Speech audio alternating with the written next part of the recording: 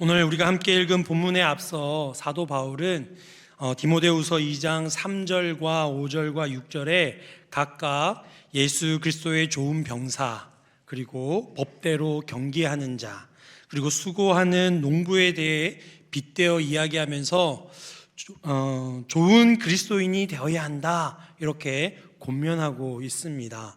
저와 여러분이 주님 보실 때에 좋은 그리스도인이 될 수 있기를 간절히 소망합니다. 이미 좋은 그리스도인이시죠? 그럼 옆에 한번 물어보실까요? 좋은 그리스도인이십니까? 여기서 대답을 잘 하셔야 됩니다. 그리스도인인 것 같기는 한데 우리 강양제일교회 모든 성도님들은 정말 좋은 그리스도인이 되셨으면 좋겠습니다. 그래서 어디 나가서 좋은 향내가 났으면 좋겠어요. 그리스도의 향기가 그냥 딱 봐도 기분이 좋고 감사가 되어지고 많은 이들에게 선한 영향력을 끼칠 수 있는 그런 좋은 그리스도인이 되기를 간절히 소망합니다. 오늘 말씀을 통해서 우리가 좀 더 좋은 그리스도인이 어떠한 삶을 살아가는가 좀 살펴보기를 원합니다. 좋은 그리스도인이 되기 위해서는 세 가지 전제되어야 할 믿음이 있습니다. 첫 번째는 우리가 하나님을 선택한 것이 아니라 하나님께서 우리를 선택하셨다는 것을 믿어야 합니다. 두 번째는 우리가 하나님을 알기 전에 그분이 우리를 먼저 아셨다는 사실을 우리는 믿어야 합니다. 셋째로 그분이 우리의 삶을 책임지실 것을 믿으며 살아가는 것이 전제될 때 우리는 비로소 좋은 그리스도인의 믿음의 여정을 시작할 수 있습니다. 저와 여러분이 이 세 가지를 다 믿을 수 있기를 바랍니다. 성경에 살펴보면 하나님 앞에 부름받아 귀하게 쓰임받았던 좋은 그리스도인들이 참으로 많이 나옵니다. 그 중에서 선지자 이사야 6장에서 자신의 소명장에 이렇게 고백합니다. 하루다 나여 망하게 되었도다. 하나님이 부르셨는데 망했다는 거예요. 예레미야는 1장 6절에 슬프도소이다. 주 여호와여 보소서 나는 아이라 말할 줄을 알지 못하나이다. 여러분이 잘 아는 유명한 모세 또한 출애굽기 3장과 4장에 각각 주의 부르심 앞에서 이렇게 이야기합니다. 출애굽기 4장 10절에 오 주여 나는 본래 말을 잘하지 못하는 자니이다. 주께서 주의 종에게 명령하신 후에도 역시 그러하니 나는 입이 뻣뻣하고 혀가 둔한 자니이다. 선지자들과 모세조차도 하나님의 부르심 앞에서 이렇게 고백하는 것을 볼 수가 있습니다. 모세의 고백에 하나님은 이렇게 답변하십니다. 출애굽기 4장 11절 12절입니다. 여호와께서 그에게 이르시되 누가 사람의 입을 지었느냐? 누가 말 못듣는 자나 못 듣는 자나 눈 밝은 자나 맹인이 되게 하였느냐? 나 여호와가 아니냐? 이제 가라. 내가 내 입과 함께 있어서 할 말을 가르치리라.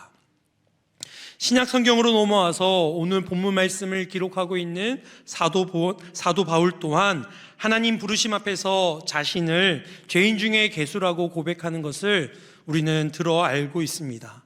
이후에 사도 바울은 모든 자신의 능력이 하나님께로부터 나옴을 깨닫고 나서 이렇게 고백합니다. 빌립보서 4장 13절 말씀입니다. 내게 능력 주시는 자 안에서 내가 모든 것을 할 수 있느니라.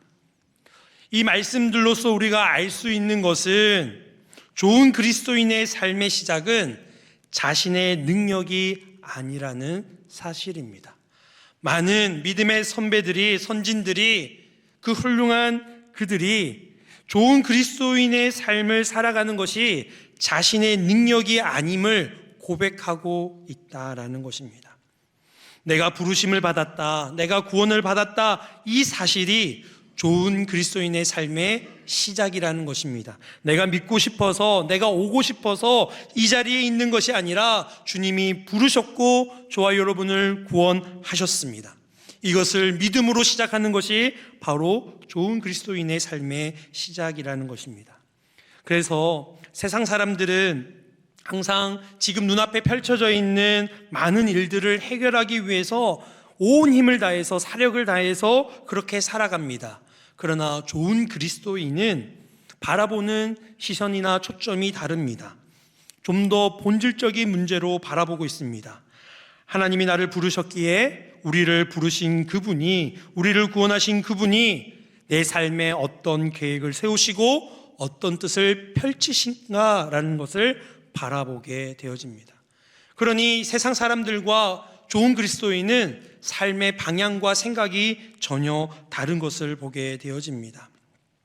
믿음의 사람은 어떤 문제나 어떤 상황 가운데에 그것을 해결하기 위해 집중하는 사람들이 아니라 그 상황과 문제 가운데에 하나님이 행하시려고 하는 뜻이 무엇인지, 그 상황 가운데에 하나님이 이루고자 하신 계획이 무엇인지를 더욱더 바라보고 또한 하나님의 인도하심을 신뢰하며 찬양하는 자들이 좋은 그리스도인인 줄 믿습니다.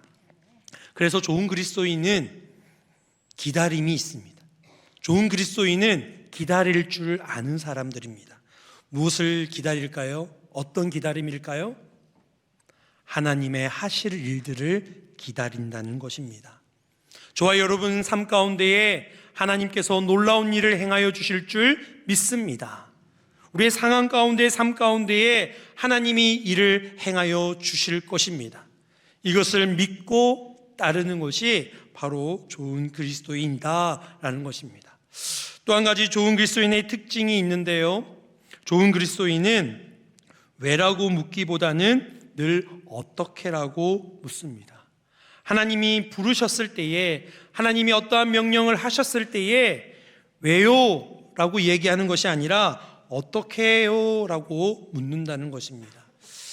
제가 교회학교 사역을 오랫동안 했습니다. 청소년들을 오랫동안 사역을 했었는데요, 아이들과 대화를 하거나 또 아이들에게 뭔가를 알려주거나 또 아이들에게 뭔가를 이렇게 권할 때에 아이들의 대답이 거의 한 90%가 비슷한 답변을 하게 됩니다. 뭐라고 얘기하든 아이들은 왜요? 왜요? 네, 여러분 자녀는 안 그러십니까? 뭔가 얘기하면 뭔가 삐딱하게 왜요? 네, 이렇게 답변을 하지요. 근데 이 왜라는 이 답변 안에는 이 대화의 주도권이 나에게 있다는 거예요. 지금 뭔가를 이야기하고 지금 부르고 있는, 뭔가를 명하고 있는 상대방이 아니라 왜요? 라고 묻는 자신에게 주도권이 있다라는 것입니다. 이 왜라는 답변은, 이 질문은 생각해보고요, 좀 계산기를 좀 두들겨 보고요, 이것저것 좀 재어보고 내가 들어보고 나에게 유익하면, 내가 만족할 만하면, 나에게 도움이 될 것 같으면 하겠습니다라는 그 일의 주도권이 자신에게 있다라는 것입니다. 그러나 어떻게 할까요? 어떻게요? 라고 되묻는 것은 따르겠다라는, 순종하겠다는 의미가 그 답변에 담겨져 있다라는 것입니다. 하나님이 말씀하셨을 때에 하나님 어떻게 해야 할까요? 어떻게 하면 이걸 좀 더 잘 할 수 있을까요? 어떻게 하면 하나님이 더 기뻐하실까요? 모든 것들을 하나님께 맞춰 하나님의 뜻과 그 계획하심을 신뢰하며 따르는 자의 답변이다라는 것입니다. 저와 여러분이 왜요가 아니라 어떻게 할까요? 라고 물을 수 있는, 답변할 수 있는 좋은 그리스도인이 되기를 소망합니다. 왜냐하면 저와 여러분을 향하신 하나님의 명령, 그 부르심에는 저와 여러분을 향한 하나님의 최선의 방법을 믿고 있기 때문입니다. 우리가 어떻게 해요? 라고 이야기하는 것은 하나님은 항상 오르시기에 제가 따르겠습니다. 하나님이 저를 향한 그 방법이 최선이기 때문에 제가 순종하겠습니다라는 믿음의 고백이 담겨져 있다는 것입니다.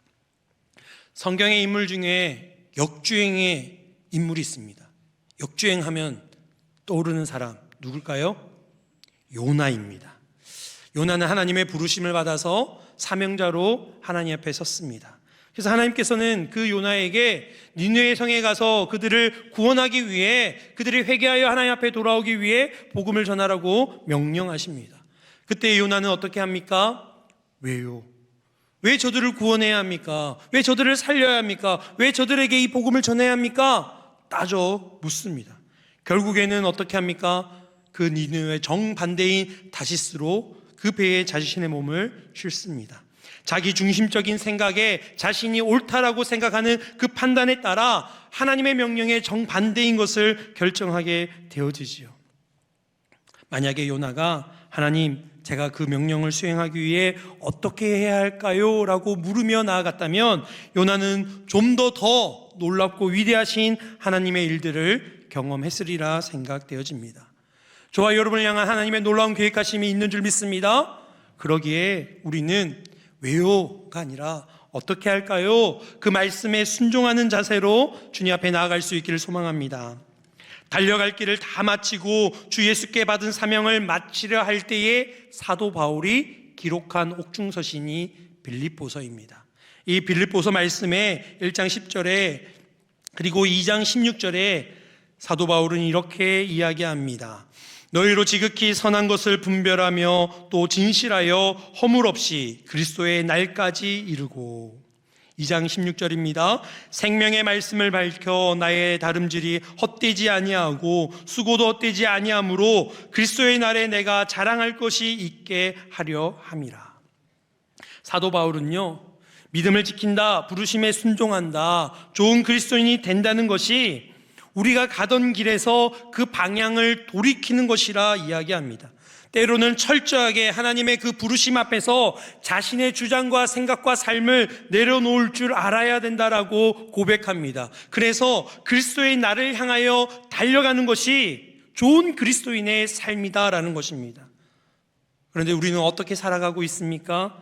지금까지 내가 달려온 것이 얼만데, 내가 달려온 대로 그냥 달려갈 거야, 세상의 목표와 목적과 세상의 가치들을 쫓아 우리의 삶에 넘쳐나는 세상의 것들로 우리는 누리며 살아갈 거야 라고 하나님의 부르심과 정반대의 길을 가고 있지는 않으십니까? 우리는 하나님이 부르시는 그곳 그리스도의 날까지 하늘의 소망을 품고 살아가는 자들이 되어야 할 줄 믿습니다. 그러기에 우리에는 순종의 자세가 필요합니다. 사도 바울은 부르심에 순종하는 삶을 이렇게 표현합니다. 너는 그리스도 예수의 좋은 병사로 나와 함께 고난을 받으라. 우리가 어디까지 순종해야 합니까? 하나님의 그 부르심에 어디까지 내가 따라야 합니까? 라고 할 때에 사도 바울은 고난의 자리까지, 고난을 함께 받는 그 자리까지 우리가 순종해야 된다라고 말씀합니다. 혹시 이 중에 고난 좋아하시는 분 계십니까? 고난을 즐겨, 주님 고난을 주옵소서, 고난이 내게 유익입니다, 작정 기도하시면서 사모하시는 분 계십니까? 참 고난 피해갈 수 있다면 피해가고 싶은 것이 고난일 것입니다.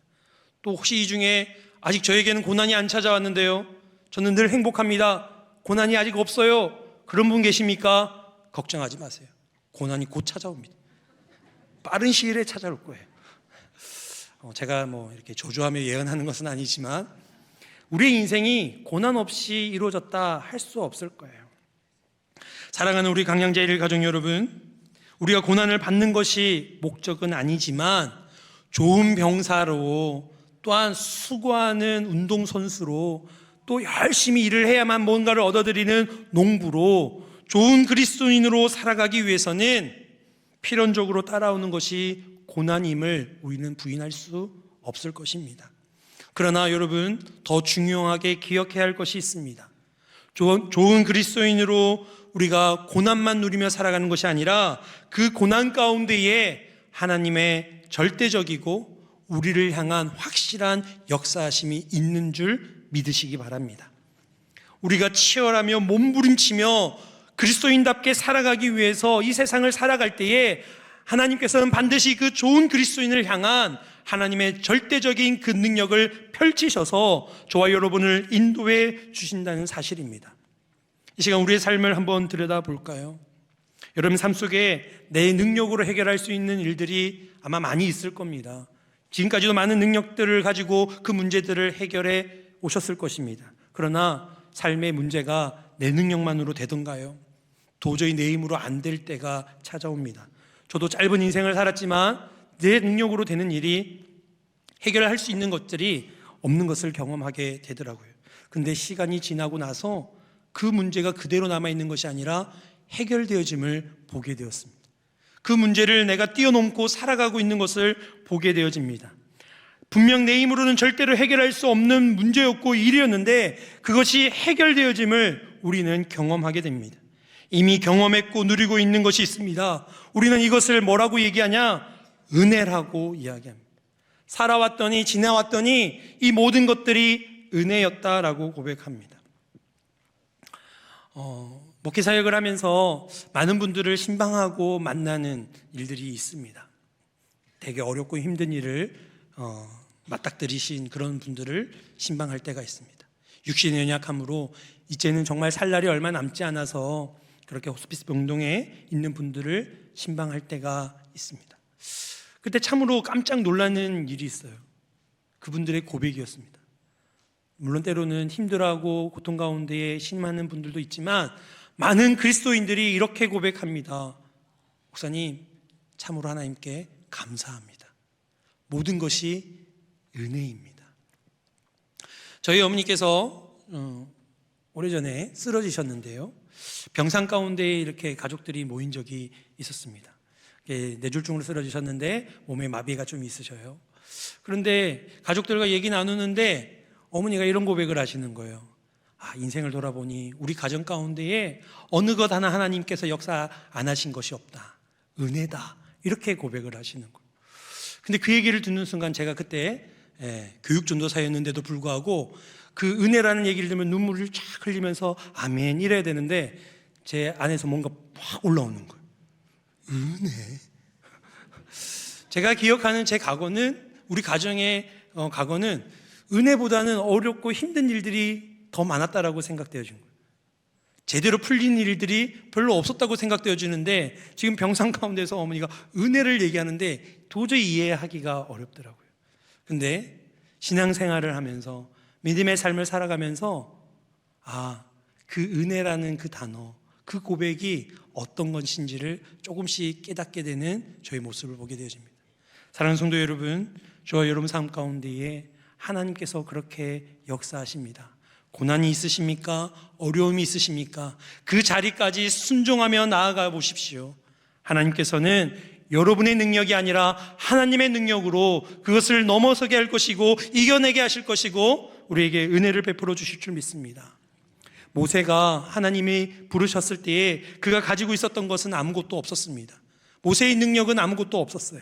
그의 손에 들려 있었던 것은 막대기 하나, 지팡이 하나 들려져 있었습니다. 그러나 하나님께서는 그 지팡이를 통하여서 하나님의 놀라운 기적, 하나님의 살아계심을 온 백성들에게 알게 하셨습니다. 하나님께서는 그 지팡이를 통하여 하나님의 은혜를 베풀어 주신 것입니다.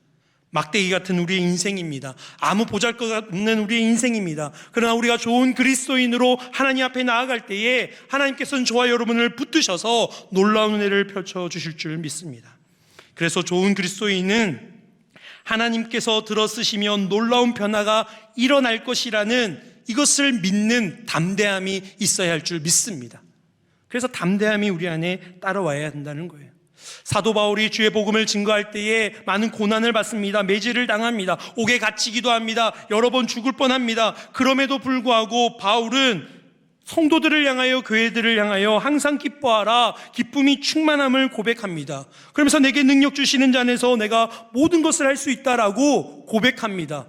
사도 바울이 이렇게 좋은 그리스도인답게 담대히 고백할 수 있는 이유가 무엇이겠습니까? 바로 부활하신 예수 그리스도를 생생히 기억하고 있기 때문입니다. 그 하나님을, 그 예수 그리스도를 기억하고 있기에 어떤 상황 가운데서도 이 모든 것들을 감당하고 참을 수 있고 이겨낼 수 있음을 고백하게 되어집니다. 예수님을 믿는다고는 하지만 여전히 예수 그리스도를 잘 알지 못하고 예수 그리스도를 기억하며 살아가지 못하는 이들이 많이 있습니다. 그래서 사도 바울은 오늘 말씀을 이렇게 하는 것입니다. 지금까지 예수를 아는 것에 만족하지 말고 예수 그리스도를 더 깊이 알고 기억하라고 말씀하고 있는 것입니다. 그럴 때 우리가 좋은 그리스도인이 될 수 있다라고 말씀합니다. 여러분, 우리가 예수 그리스도를 깊이 알고 기억하는 것은 단순히 예수님에 대해서 아는 것을 이야기하지 않습니다. 이것은 예수님을 믿고 예수님을 인격적으로 만나고 그분을 경험할 때에, 그래서 우리의 삶 속에 예수 그리스도를 새길 때에, 그 사랑을 새길 때에 비로소 우리는 예수 그리스도를 기억하며 좋은 그리스도인이 될 수 있다 말씀합니다. 에베소서 3장 17절과 18절 말씀입니다. 믿음으로 말미암아 그리스도께서 너희 마음에 계시게 하시옵고 너희가 사랑 가운데서 뿌리가 박히고 토가 굳어져서 능히 모든 성도와 함께 지식에 넘치는 그리스도의 사랑을 알고. 여러분, 우리의 지식으로 여러 가지 상황으로 예수 그리스도를 깊이 알고 기억하는 것이 아니라 믿음으로 말미암아 주님의 사랑을 경험함으로 말미암아 이것이 뿌리 박히고 터가 두터워져서 우리의 삶 속에 그것이 넘쳐 흐르게 알게 된다라고 말씀하고 있습니다. 여러분, 예수님을 기억하며 살아간다는 것은 예수 그리스도와 동행하는 삶인 줄 믿습니다. 그래서 딱 보면 알아요. 눈빛을 피하지 마십시오. 여러분, 딱 보면 압니다. 예수 그리스도의 사랑 안에 거하고 예수님의 사랑이 우리 안에 있고 예수 그리스도를 경험하여서 예수 그리스도를 우리가 기억하며 살아내고 있는 이들은 주님의 사랑이 흘러넘치기에 그냥 보이기에도 그 모습이 나타나는 줄 믿습니다. 교회를 오래 다닌다고 해서 알 수 있는 것이 아닙니다. 초신자나 새신자이면 알 수가 없는 것도 아닙니다. 성경 지식이 많아야 알 수 있고 기억하는 것 또한 아닙니다. 교회 직분과도 상관없습니다. 어떻게 하면 우리는 예수 그리스도를 알고 기억할 수 있습니까? 오직 성령으로 말미암아 알고 깨닫고 기억하여 우리의 신앙으로 믿음으로 고백하게 되어지는 줄 믿습니다. 요한복음 15장 26절 말씀에 내가 아버지께로부터 너에게 보낼 보혜사 곧 아버지께로부터 나오시는 진리의 성령이 오실 때에 그가 나를 증언하실 것이요. 예수님께서는 보혜사 성령을 보내주신다 약속하셨습니다. 그 성령이 우리에게 임하시면 그 성령으로 말미암아 우리의 삶이 예수 그리스도를 증언한다는 거예요. 예수 그리스도를 나타낸다는 것입니다. 저와 여러분 가운데 그의 성령, 주의 성령이 임재하신 줄 믿습니다. 오늘은 성령 강림 주일입니다. 성령께서는 예수님께서 약속하신 대로 이 땅에 오셨습니다. 여러분, 예수님의 제자들이 예수님을 3년 동안 따라다닙니다. 예수님의 가르침을 많이 배워요.